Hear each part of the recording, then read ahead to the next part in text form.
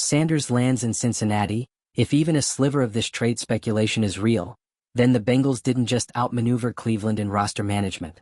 They outmaneuvered them in narrative control and fan morale and optics. And in today's NFL? That's half the damn game. See, this isn't just about talent. This is about symbolism. Cleveland, as a franchise, has been fighting for symbolism since the day the league let Art Modell pack up the team and move to Baltimore. Since that moment, Browns football hasn't just been about wins or stats. It's been about redemption. About proving that they could rise from the ashes of betrayal and reclaim their place in football royalty.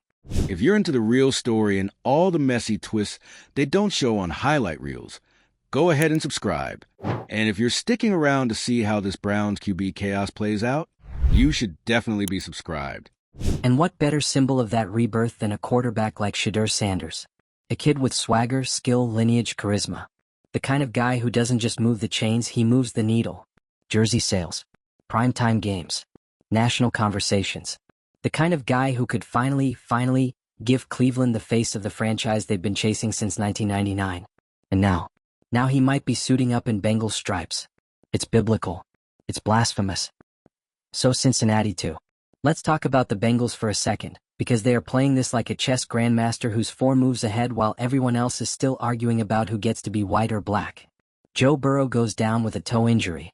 Devastating? Yes. Season ending? TBD. But here's the thing, most teams would tread water. Sign a backup. Patch the hole. Hope and pray. But the Bengals? They saw a storm coming and decided to build a new ship entirely.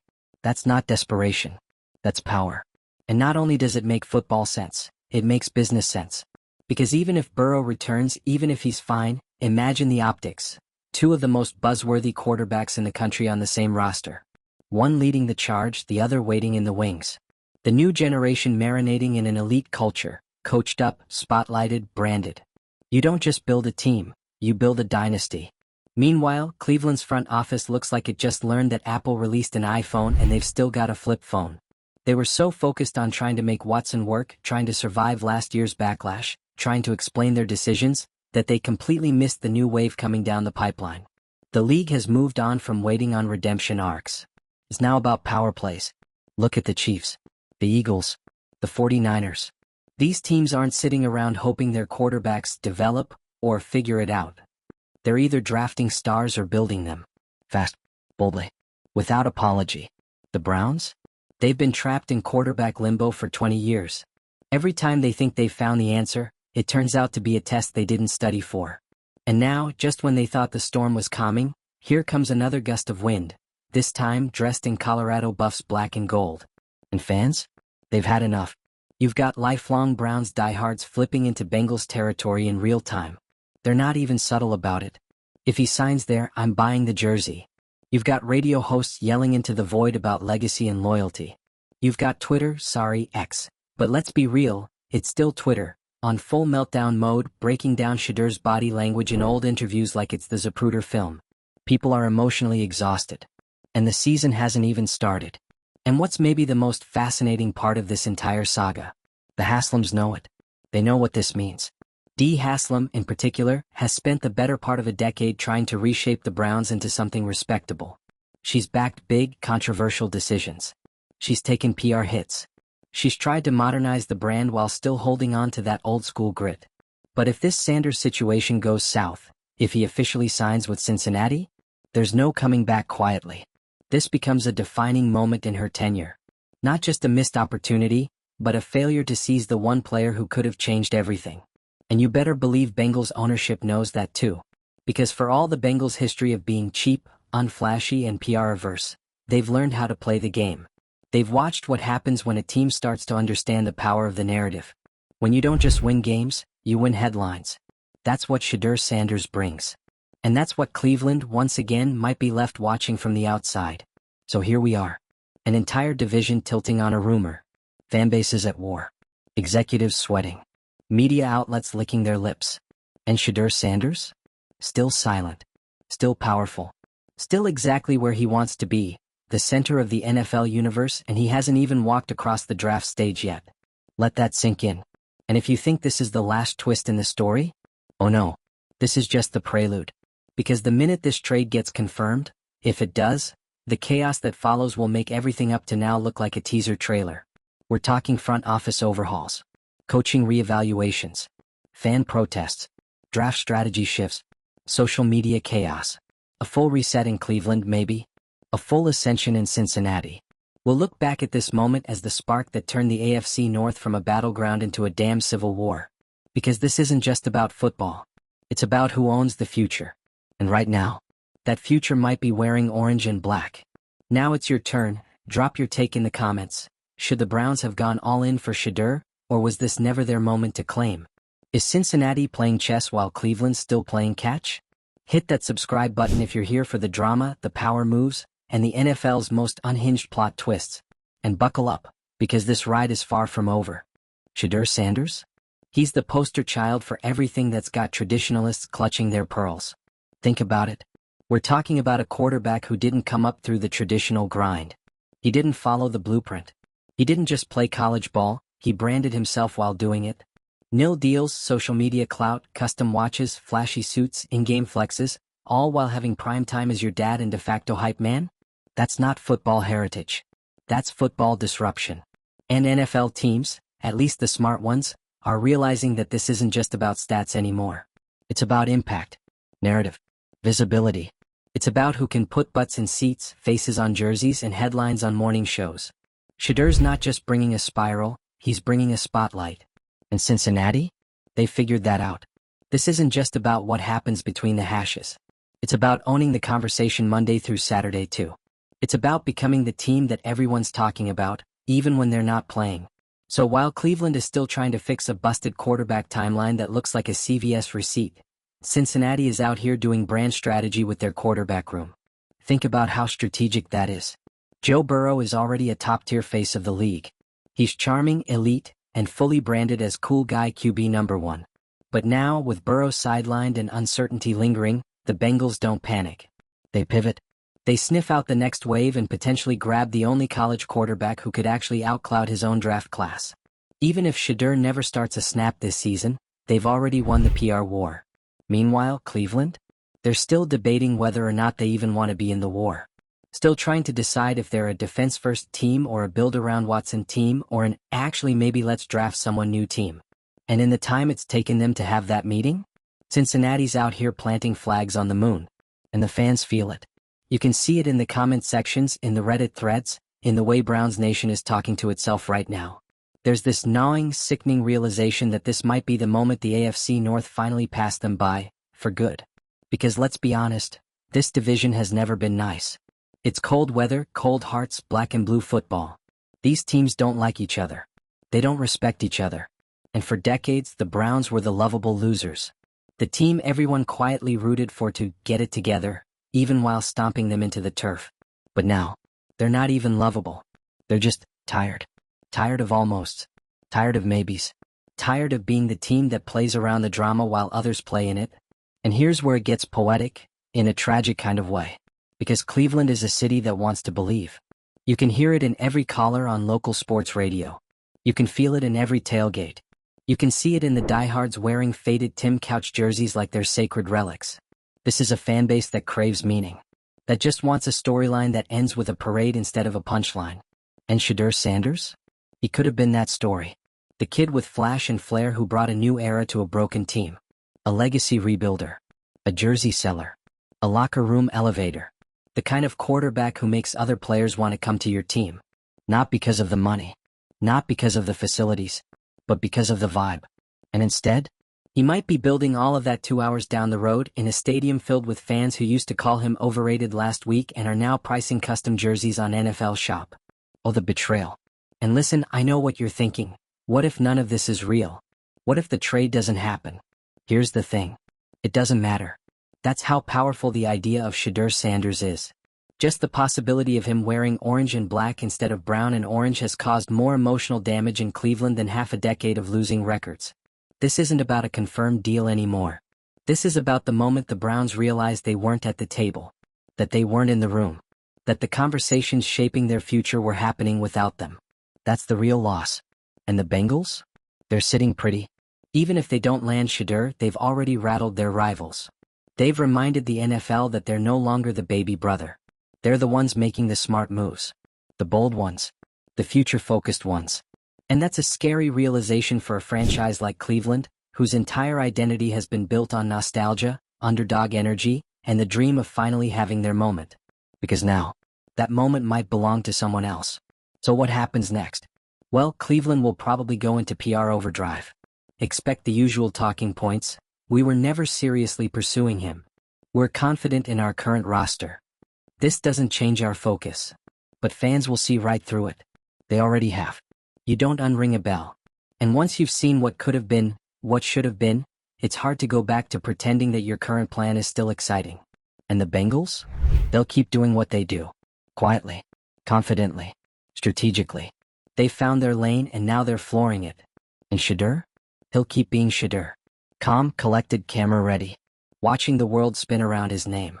Knowing that every whisper, every panic, every breathless debate just adds to his legend, before he even signs the dotted line. And that, my friends, is how you flip the NFL without even playing it down. You've got fans refreshing Twitter like it's a life support machine. You've got sports talk callers going full conspiracy mode. You've got beat reporters getting stonewalled, front office staff hiding behind no comment, and a city sitting in stunned silence, wondering, how the hell did we let this happen? Because even though nothing's official, no press release, no jersey photo, no smug Instagram post with Shedeur throwing up a peace sign in Paul Brown Stadium, it feels real.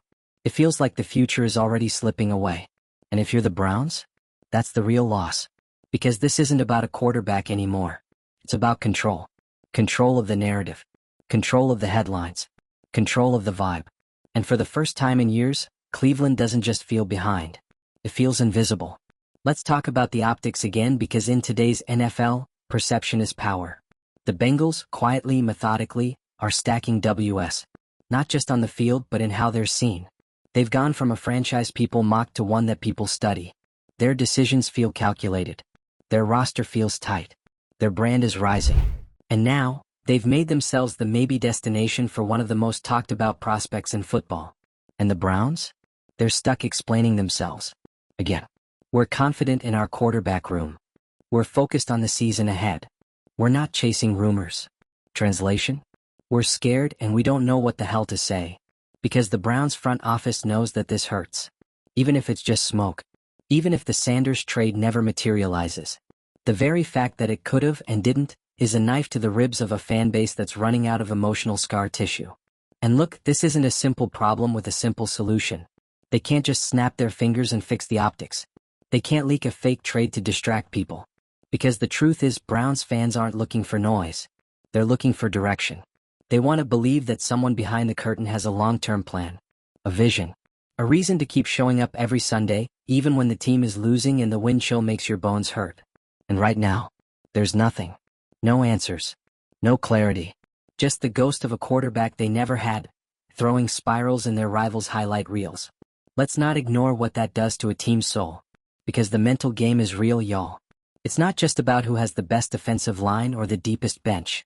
It's about who believes in themselves. Who walks onto the field knowing they belong there. And when you let someone like Shedeur Sanders slip away, whether it's by inaction or bad luck or simply getting outplayed, you send a message to the rest of the league. You send a message to your own players. And that message is, we're still the same team. Still the team that's chasing instead of leading. Still the team that reacts instead of plans. Still the team that almost got the guy, but didn't. And while we're being real, do you want to know the ugliest part of all this? It didn't have to be this way. There was a window, a moment, a chance for Cleveland to step up and say, we're done waiting. We're done hoping. We're done being the team that watches greatness happen somewhere else.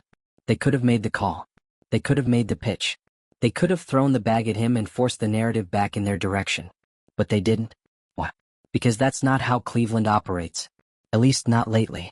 They're cautious, careful, calculated. But cautious doesn't win you superstars. Calculated doesn't get you viral. And in today's NFL, you better be willing to get loud if you want to be relevant. That's why this hurts more than the usual Browns heartbreak. This isn't a fumble.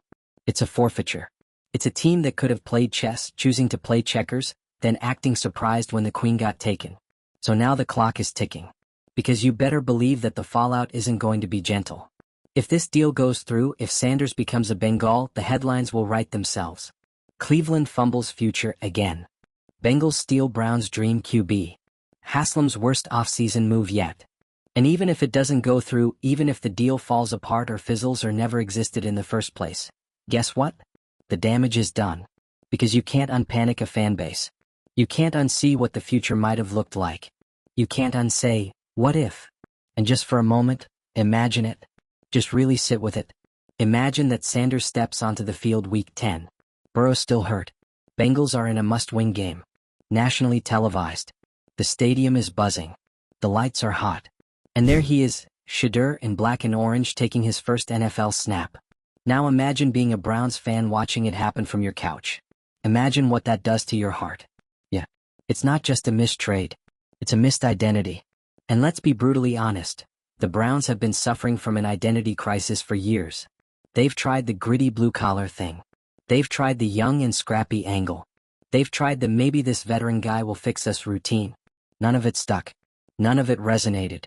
Because they've never had a true, consistent face of the franchise. Not one the fans could rally around. Not one the league could fear. Not one that made people buy jerseys just for the vibe. And now, they had a shot. They had a path. And instead of walking it, they watched someone else run it. So what now? More press conferences? More non-denial denials? More we're focused on our guys' nonsense? Or maybe, finally, a reckoning. Because if this doesn't wake up the Browns' front office, if watching their most hated rival possibly secure the quarterback of the future while they twiddle their thumbs doesn't trigger some serious soul-searching, then nothing will. And maybe that's the most tragic part of all this. That even after everything, Cleveland still doesn't know how to be the main character. Maybe next year already belongs to someone else. And maybe his name is Shedeur Sanders. Because the second Shedeur's name hit the rumor mill, attached to Cincinnati of all places, something snapped in the collective psyche of Browns fans. Not just because he's talented. Not just because he's marketable. But because he represented the one thing they haven't had in decades. A fresh narrative. Someone new. Someone clean. Someone untouched by Cleveland's long, cursed carousel of quarterback tragedy. No Johnny football drama. No Baker shoulder excuses. No Deshaun PR nightmares. Just a fresh, headline-grabbing, flashy yet focused, nil-built, perfectly branded quarterback that fans could believe in again. And now, that dream might be gone before it ever got unpacked. Look, even if Shedeur Sanders never goes to Cincinnati, even if this entire rumor ends up being the NFL version of a fake tabloid pregnancy, it still changed everything. Because the fan base saw what could have been. They saw their rivals get bold while their own front office sat back, arms crossed, mumbling something about evaluating all options. Come on. That kind of caution doesn't inspire hope. It triggers resentment. And it's not just the fans who feel it. You don't think the players see this? You don't think locker rooms talk? You don't think some of the guys, especially those who've been through multiple Browns regimes, aren't wondering if this is just another chapter in a never-ending book of misfires? Because the NFL is fast now. Aggressive. Cutthroat. If you're not making moves, you're getting left behind. If you're not controlling the narrative, you're being dragged by it. And right now, Cleveland is in the mud. They're watching the Bengals, a team that, let's not forget, was literally a meme a few years ago, run laps around them in both roster planning and narrative control. Meanwhile, the Browns are still trying to make sense of a quarterback situation that feels like it was built out of duct tape, prayer, and a trust us from a GM who's slowly slipping out of press availability windows. And the worst part? They can't even lean on their usual fallback. We're the real football town. Because you know what real football towns do? They win. They build. They develop. They take risks. They don't let potential game changers walk straight into enemy territory while posting vague statements about believing in the process. And now, with this Sanders situation spinning like a tornado across the Rust Belt, Cleveland's running out of lifeboats. The illusion of momentum? Cracked. The illusion of progress? Shattered. The illusion that this year was going to be different? Loud, sad trombone noises. Because even if the team manages to string together some early wins, this story's going to hang in the air like smog. Every interception? Would Shedeur have made that throw? Every quarterback injury? Imagine if we had Shedeur in the pipeline right now. Every Bengals win? Well, that's what smart front offices do. And every Browns loss? Of course. Now let's talk about the timing because it really is cruelly perfect, isn't it? The fanbase was just starting to ease into the season. Hopes weren't exactly high, but they weren't on the floor either. People were talking 10-win ceilings. Maybe a playoff berth. Maybe something to finally get behind. Then Burrow's toe explodes, and in the chaos, the Bengals make a subtle, silent chess move. Just a whisper. Just a possibility. And suddenly, everything shifts. Because that's all it took. The suggestion that another team was being proactive. That they were already planning for tomorrow while Cleveland was still trying to clean up yesterday. That cuts. And don't get it twisted, this isn't just about Shedeur Sanders anymore. He's the match, sure. But the powder keg? That's been building for years. Decades even. This is about all the promises that never panned out. All the franchise quarterbacks who fizzled. All the seasons that started with hype and ended with tears in the snow. Sanders just reminded them of all of it. Because when you see your rival act with vision, it forces you to face your own lack of one. And listen, the Bengals aren't perfect. Let's not rewrite history. They were a mess for a long time. But now, they're dangerous. They're smart. They're strategic. And most importantly, they're ruthless when it comes to staying ahead. They've got swagger. They've got confidence. And now they might have the one quarterback who could bridge the future while elevating the present. Meanwhile, Cleveland's still explaining why they only carry one paper towel roll in the executive kitchen. And Dee Haslam? Reportedly? Furious. As she should be. Because for someone who's spent years trying to rehab the image of this franchise, trying to steer them into the modern era, this is a devastating narrative L. You want to be known as the team that builds talent, not the one that loses it before it even gets close. And now her ownership tenure has another asterisk. Another headline. Another ghost quarterback in the long haunted history of what could have beens. So here we are. The Bengals have the momentum. The media has their clickbait. The fans have their meltdown. And the Browns? Well, they have their regrets. Because in the NFL, timing is everything. And if you're not ready when your moment comes, someone else will be. So let's hear it. Was Shedeur Sanders the one that got away, or just another flash in the rumor pan? Is Cincinnati officially the smartest front office in the division? And Browns fans, be honest, how many of you already rage-bought a Bengals hat? Sound off in the comments, hit that like button, and subscribe for more emotionally devastating sports drama. Because in this league, even the rumors have consequences.